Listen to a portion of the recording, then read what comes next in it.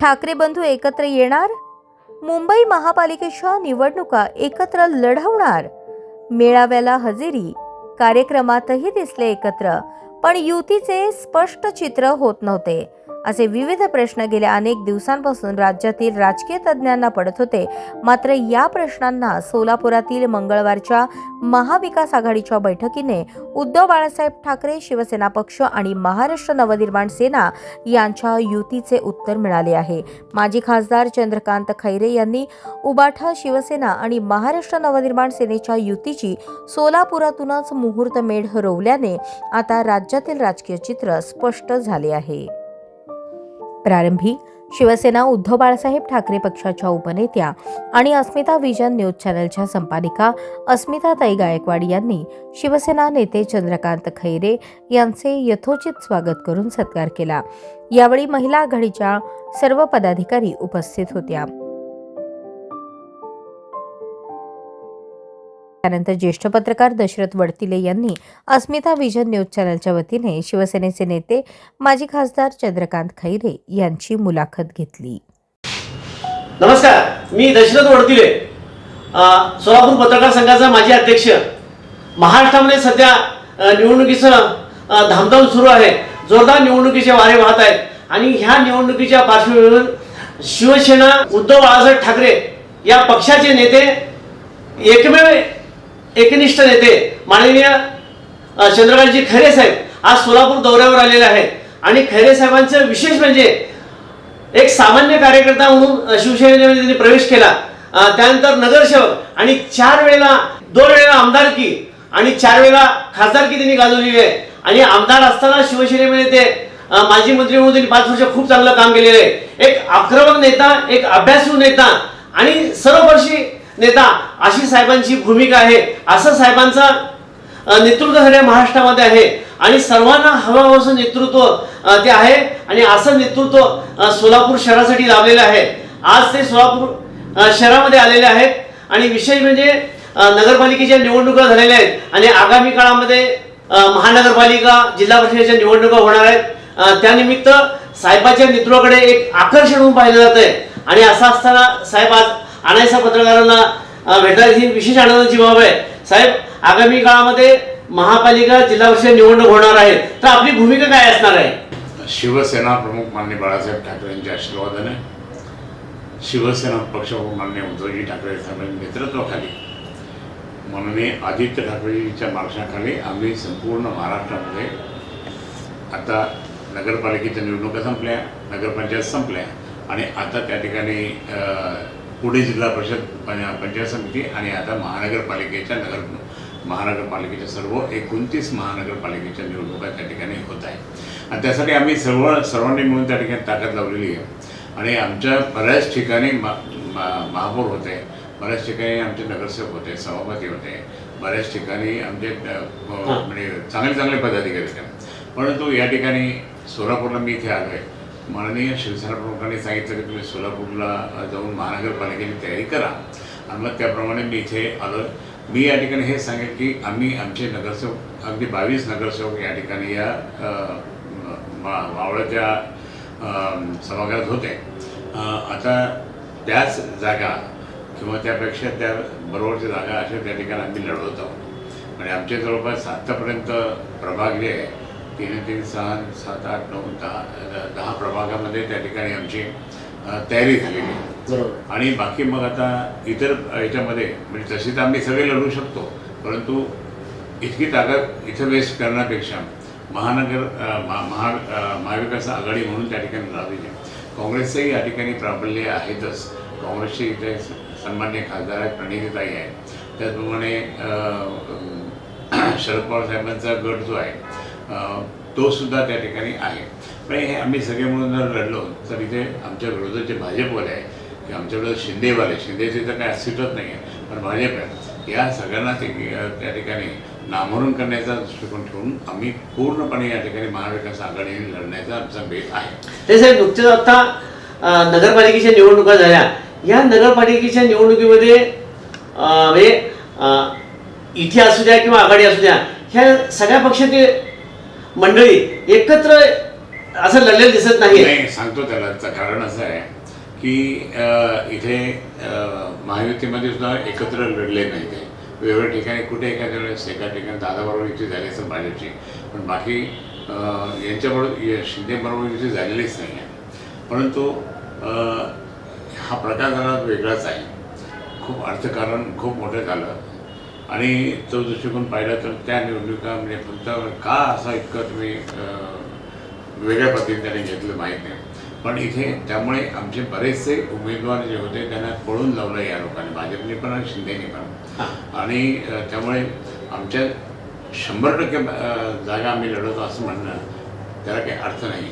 आणि आम्ही ते कमी लढून त्या ठिकाणी आमच्या ते जागा ज्या घेतल्या आम्ही जागा त्या जिंकून आणण्याचाच आमचा मानस आहे. साहेब, देशामध्ये भाजप सत्ता आहे, राज्यामध्ये भाजप शिवसेना आघाडीची सत्ता आहे. असं असताना सोलापूर शहरामध्ये आपला निभाव लागणार आहे कसं काय? सांगतो तुम्हाला मी. यापूर्वीचे जे उदाहरणं जर पाहिले असेल, म्हणजे केंद्रामध्ये सत्ता एका मोठ्या पक्षाची, पण खाली त्या ठिकाणी जितक्या पण विधानसभा झाल्या त्यामध्ये त्यांच्या विरोधात लोक उभे राहिले. जर खाली निवडणुका जर झाल्या असेल आणि तिथे त्यांनी खूप जोर लावून त्या ठिकाणी एका पक्षाने ताकद लावली असेल आणि निवडून आले असेल तर ते लोकसभेला त्या ठिकाणी येत नाही. असं ते एकमेकांचं हे असं गणित आहे. मी आता माझा अभ्यास जो आहे राजकारणाचा पाहतो मी. आज या ठिकाणी जरी समजा केंद्रामध्ये सत्ता असली तर खाली सत्ता असेल असं नाहीच आहे. आज ममता बनर्जीचा एरिया, बाकीच्या अनेक एरियामध्ये, कर्नाटकामध्ये आपल्या बाजूचं कर्नाटक तिथे काँग्रेस आहे. अशा अनेक ठिकाणी मागे पुढे आहेत. दक्षिणेमध्ये तर नाहीच नाही. दक्षिणेमध्ये सगळे बाकीचे इतर पक्ष आहेत. म्हणून या ठिकाणी मला सांगायचं की असं काही नाही की वर सत्ता असेल केंद्रामध्ये तर महाराष्ट्रात सत्ता असेल तरच तिथं खाली येईल असं नाही. नगरसेवकाची निवडणूक म्हणजे महानगरपालिका निवडणूक ही नगरसेवक कसा पाहिजे, कोण पाहिजे, त्याचं काम काय, तो नागरिकांच्या किती जवळचा आहे, त्यांनी काही पैसे खाल्ले का, त्यांनी काही नुकसान केलं का, त्यांनी काही त्रास दिला का, हे लोक पाहत असतात. विधानसभेच्या निवडणुकीत ते थोडंसं वेगळं असतं. लोकसभेला तर खूपच वेगळं असतं पक्ष म्हणून पाहिलं जातं. पण इथे मात्र आज मला या ठिकाणी सांगायचं की कोणत्याही परिस्थितीमध्ये आज महाविकास आघाडी ही मोठी ताकदीने लढण्याची तयारी सुरू केलेली आहे. आज आता आमचे जुने मित्र आडम मास्तर येत आहेत माकप, त्याप्रमाणे मग काँग्रेसची आणि राष्ट्रवादीची मान्यवर पदाधिकारी येतात. आम्ही सगळे बसून त्या ठिकाणी कुठेही त्या ठिकाणी अडीबाजी न करता बाबा काय करायचं आपण महाविकास आघाडीने लढायचं. कालपासून नागपूरमध्ये महाराष्ट्राचं हिवाळी अधिवेशन सुरू झालेलं आहे आणि त्या अधिवेशनाच्या कालावधीमध्ये शिवसेनेचे नेते माजी मंत्री आदित्य ठाकरे यांनी शिंदे सेनेचे 22 आमदार फुटणार असं विधान केलेलं आहे. तर ह्याकडे आपण कसं पाहता? मी आम्हाला सगळ्यांची नावं पण माहीत आहे आणि ते उद्धव साहेबांना सुद्धा सगळं माहीत झालेलं आहे.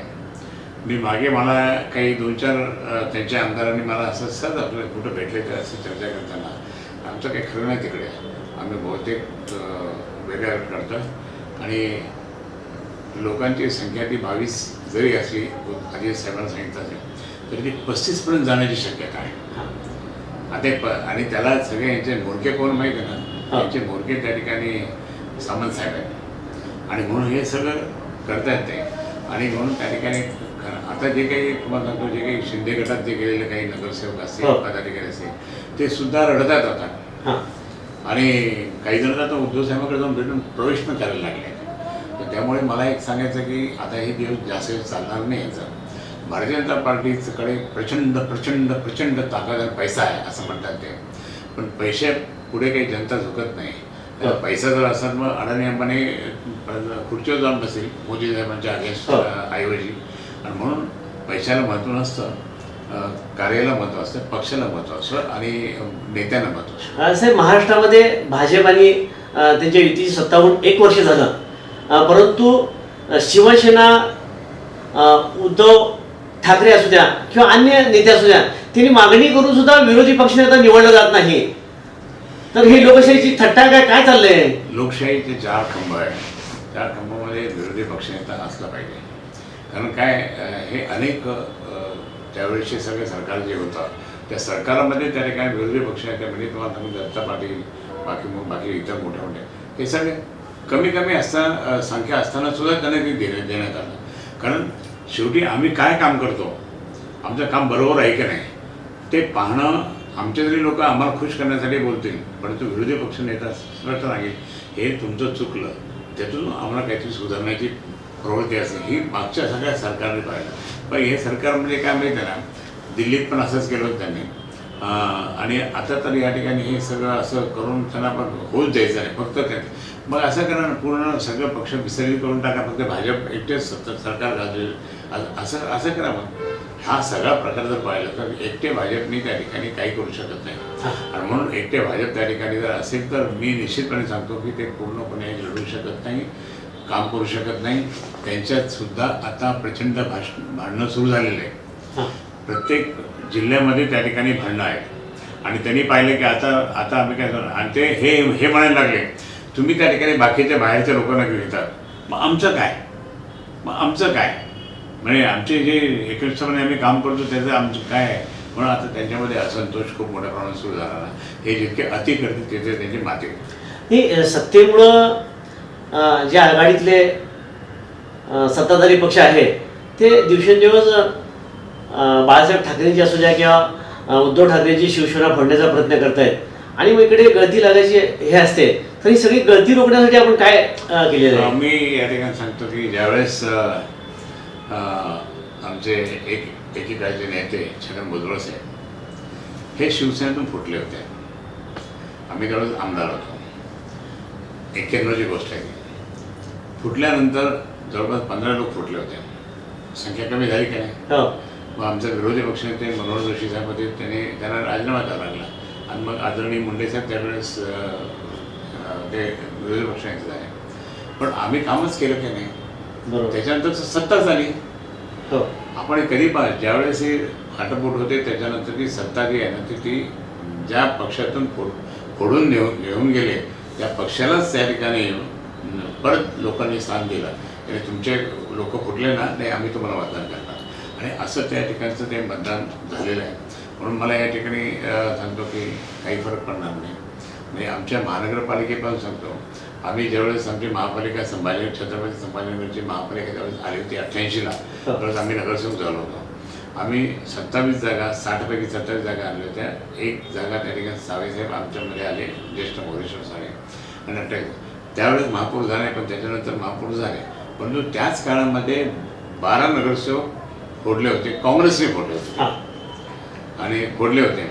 आणि 12 फोडल्यानंतर मग अजून असे काही 2-3 फुटले. परंतु मी 1990ला ज्यावेळेस विधानसभेला उभं राहिलो, त्या विधानसभेच्या निवडणुकीला त्या ठिकाणी संख्या आमची नगरसेवक कमी झाली होती. पण जे फुटून गेले ना त्यांच्या 3-3 पटीने, त्या 4-4, 5-5 पटीने लोकांनी मला मतदान केलं, म्हणजे शिवसेनेला मतदान केलं.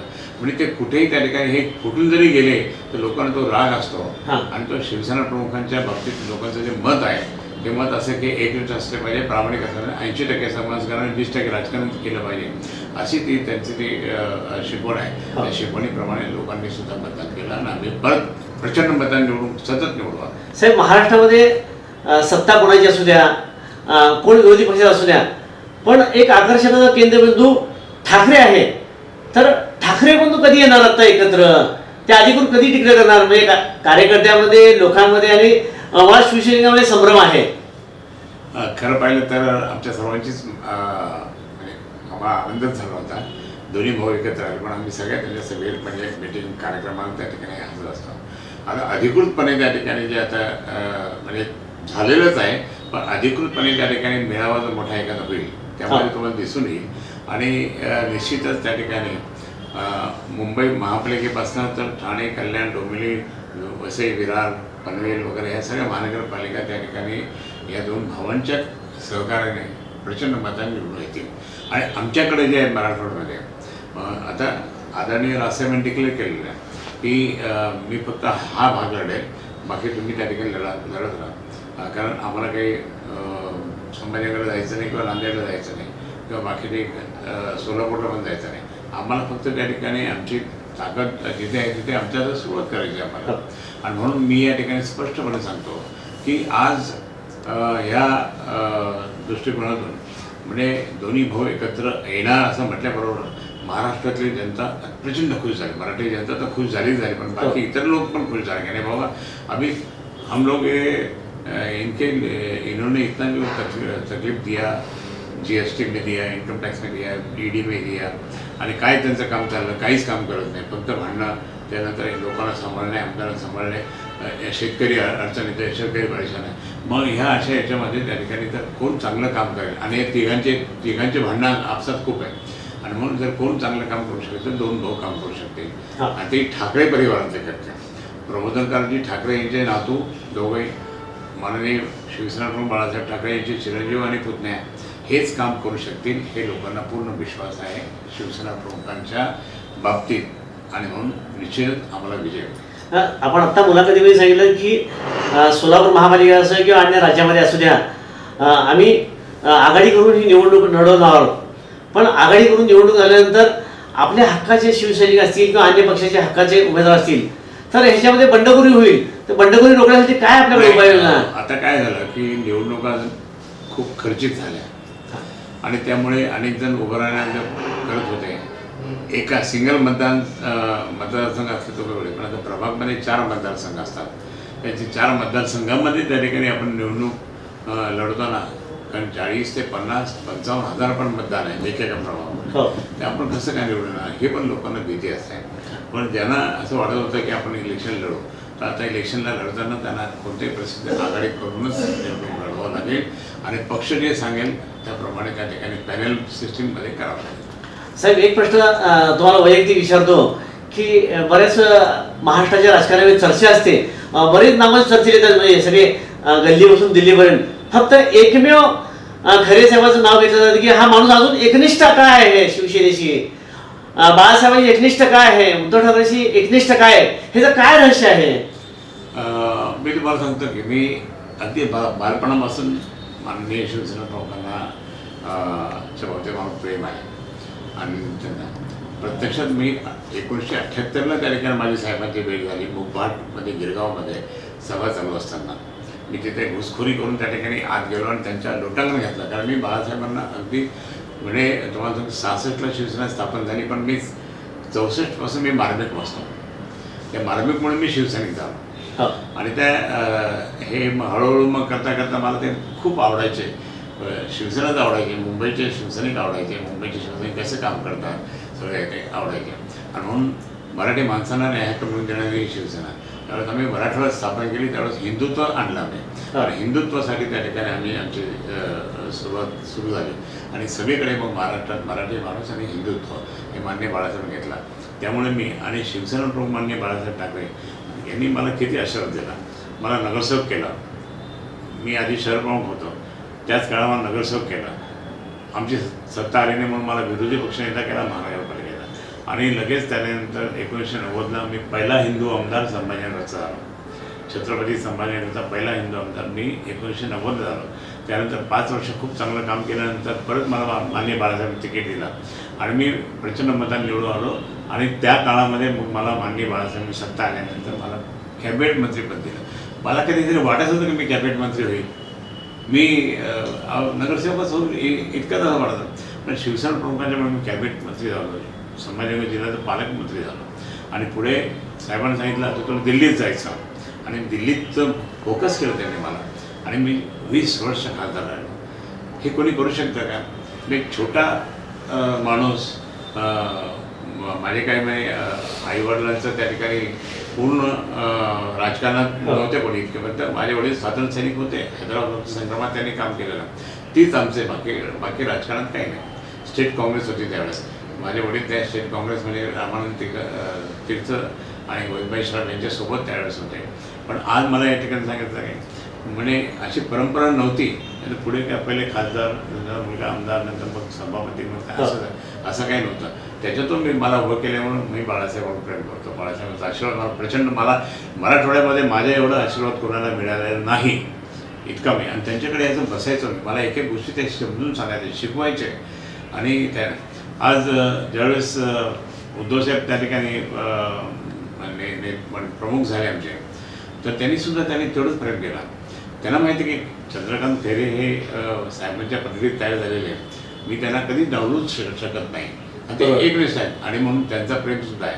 आज साहेब जरी नसले तरी उद्धव साहेबांच्या नेतृत्वाखाली आम्ही काम करतो आणि प्रचंड मताने त्या ठिकाणी त्यांना आम्ही साथ देतो, निवडून पण आणणार आहोत. साहेब, महाराष्ट्राच्या राजकारणात एक सट्टाबाजार चालू असल्यासारखं चित्र आहे आणि आपल्याकडे मोठी मोठी नेते मंडळी घेण्यासाठी फोडाफोडीचे राजकारण चालू आहे. तर आपल्याला असा कधी प्रयोग झाला होता का फोडाफोडीचा? नाही, मला आता सगळे फटाफटी चाललं तर मला काही आले वरतून फोन, इकडून फोन आले, तिकडून फोन आले, बरेच फोन आले, काही परिवारातले फोन आले. मिळलं नाही. मी शिवसेना प्रमुखांना कधी सोडू शकत नाही. त्याने मला काही नाही मिळालं तर चालेल, मला काही मिळालं नाही तर चालेल, पण मी शिवसेनेत राहणार. आज शिवसेना नेता म्हणून मला मान्य उद्धव साहेबांनी नेमणूक केली माझी. मग उद्धव साहेबांना मी कधी सोडणार नाही हे मी स्पष्ट सांगितलेलं आहे. कारण काय इकडे जाऊन तिकडे जाऊन काय होणार आहे? अहो, तुम्ही त्या एखाद्या भारतीय जनता पार्टीत गेल्यानंतर त्यांच्या काही ओरिजिनल लोक नाही का ते तुम्हाला काय फक्त हार घालणार पडते, या खेळचा या हार घालतात, लगेच स्वागत करतात, संपलं. त्यांना दुसऱ्या दिवशीपासून ओळख पण देत नाही. आम्हाला सगळे अनुभव आहे ना. मग अशा लोकांना मी अनेक बोलतो, कशाला तुम्ही जाता शिंदे गटात किंवा कशाला तुम्ही जाता, काय तुमची अवस्था आहे. आता ते सुरुवात झाली घरवासी. धन्यवाद. महाराष्ट्राचा अजातशत्रू म्हणून ज्यांची ओळख आहे असे बुलंद तोफ शिवसेनेची माननीय चंद्रकांत खैरे साहेबांनी आज खूप चांगली मुलाखत दिली. त्यांची मुलाखत केवळ राजकारणात नाही तर समाजकारणातल्या नेत्यांना कार्यकर्त्यांना चांगलीच मार्गदर्शक ठरणार आहे, ट्रेनरही ठरणार आहे. आणि आगामी काळामध्ये खैरे साहेबांच्या नेतृत्वाखाली शिवसेनेने चांगली भरड झेप घ्यावी अशी त्यांना मी श्रेय देतो. धन्यवाद.